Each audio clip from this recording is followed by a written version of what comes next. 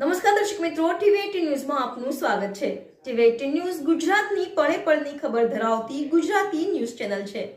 હવે જોઈએ મુખ્ય સમાચાર। રામોલના બુટલેગરને 48 લાખની કિંમતના દારૂની ડિલિવરી મળે તે પહેલા જ એસએમસીએ ટ્રક ઝડપી લીધા। અમદાવાદમાં દારૂનો મોટા પાયે વેપાર કરનાર અનેક બુટલેગરો સક્રિય છે, તેમ છતાં પોલીસ દ્વારા દાવો કરવામાં આવે છે કે અમદાવાદમાં દારૂ મળતો નથી, પરંતુ સ્ટેટ મોનિટરિંગ સેલના અધિકારીઓએ પોલીસની પોલ ખુલ્લી પાડી છે, જેમાં ગત રાત્રિએ બાતમીના આધારે વોચ ગોઠવીને રામોલ વાંસ રોડ પર એક કન્ટેનરમાં ભૂસાની યાર્ડમાં લાવવામાં આવી રહેલો ₹48 લાખની કિંમતની 20,000 બોટલ જેટલો વિદેશી દારૂ અને બિયરનો મોટો જથ્થો જપ્ત કર્યો હતો। દારૂ બિયરનો મોટો જથ્થો રામોલના એક બુટલેગરને પહોંચતો કરવાનો હતો, જોકે દારૂનો જથ્થો તે રિસીવ કરે તે પહેલા જ સ્ટેટ મોનિટરિંગ સેલના અધિકારીઓએ જપ્ત કરી લીધો હતો।